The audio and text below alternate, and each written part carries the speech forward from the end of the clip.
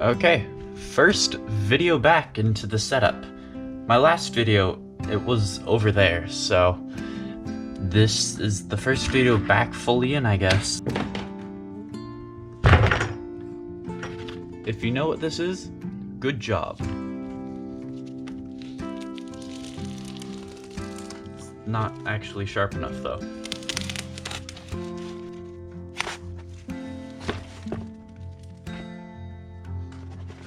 This is EVA foam, and if you know my channel, at least relatively well, I love foam, but I've never used this type of foam. This is usually used for cosplaying and stuff like that. Not something I'm used to, so this is very fundamentally different foam. Let's get started! Alright, so the first step that I'm going to take to turn myself into the Winter Soldier is going to be making Captain America's shield. Huh. But anyway, I'm going to make a template. Wait, darn it. Wait, hold up. Ugh. This template is so I can trace out the circumference of the circle, or the shield in this case, so I can then cut it out with an X-Acto knife. This shield is going to be 1 foot in radius and 2 feet in diameter, because that's how math works. And talking about math, as if I could mess up math more than I already have by forgetting how long printer paper is, I realized I messed up again when I placed down my boot to flatten down the EVA foam, and realized I messed up again! How does this keep on happening? Yeah, so I just calculated it. This is not going to work, so I guess I just gotta use this for a different project. This thing feels nice though, so the material feels like it'll work. Like a week later, I finally get this new foam that I ordered, and thank goodness it is long enough, so I set it down and flatten it out. And also about that other foam, don't worry, you don't have to wait that long, because that other project that I mentioned is actually also gonna be in this video. Just wait, you'll see. Now that the foam is as flat as me, I can remove everything that I was using to hold it down, and hello there, Mark. What you doing? Ah!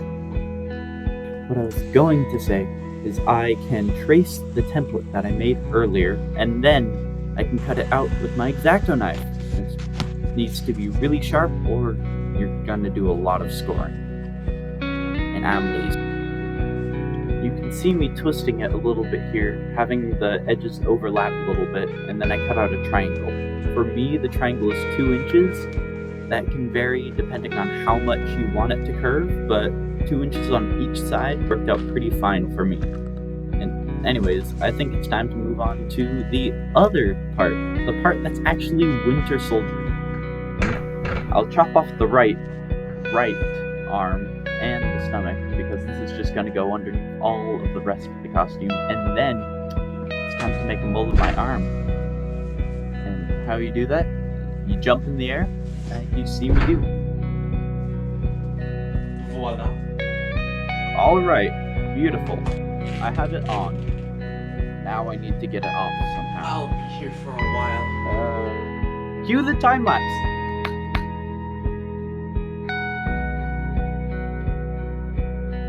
I know that it probably seems pretty counteractive to put something on just to take it off, but this creates a stencil of my arm, so I can pretty much, after I attach it back together, copy that straight onto the foam, and then cut it out. And I told you I was going to use that foam again. If you're observant, you might notice that sometimes clips end in really weird places, and that is because my camera keeps on overheating. Yeah! I live in Texas, okay? It happens. After cutting up the foam version of my arm, it's basically ready to paint, so I can just put that aside and work on the shield for now. As you can see, I have all of the lines drawn out, so all I need to do is score it. And now you blast it with heat gun.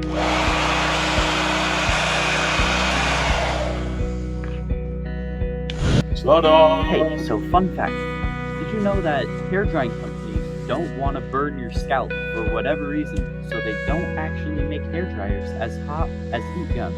So I spent way too long cutting out another line, making a flesh bottom to it. Flush, not flesh. Whoa. And that took way too long. So, yeah. Everything is now at a stage where I can paint it, so I painted. What else would I do?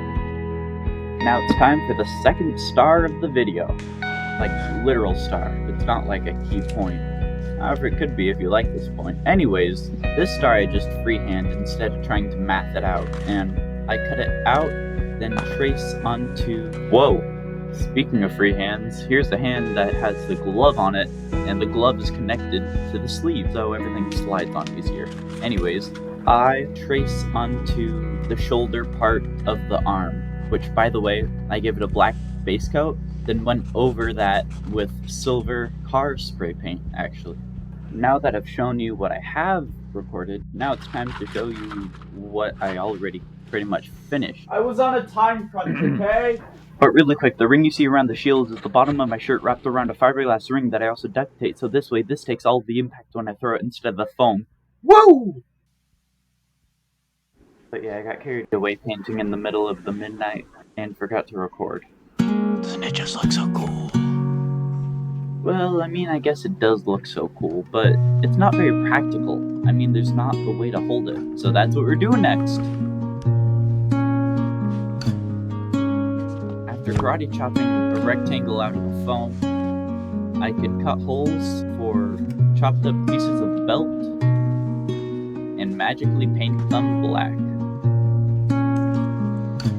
After I attach that to the shield, everything seems sufficiently sufficient, so I think we can put on the costume now. GoPro stop recording. Whoa, isn't that shirt just so cool? Cool! Yeah.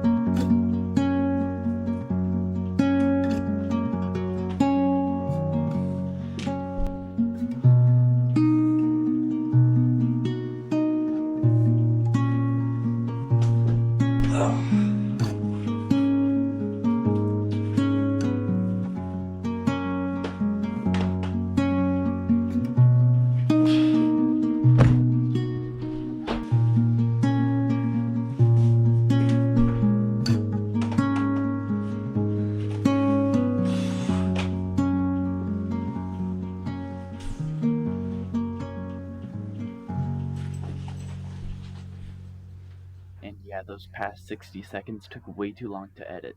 Anyways.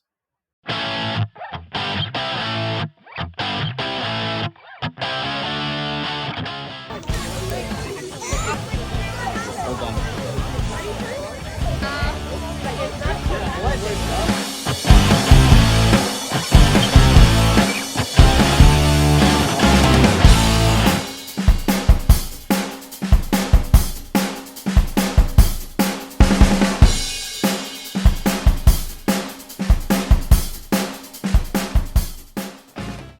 Thank you so much for watching, and hey, you made it all the way to the end of the video. So, by the way, those weren't the real glamour shots. The real glamour shots will be uploaded as a separate video after my next video, which is actually relatively related to this video, so it'd be pretty cool if you watch that one too. But yeah, just keep an eye out for it, and see you later maybe? Bye!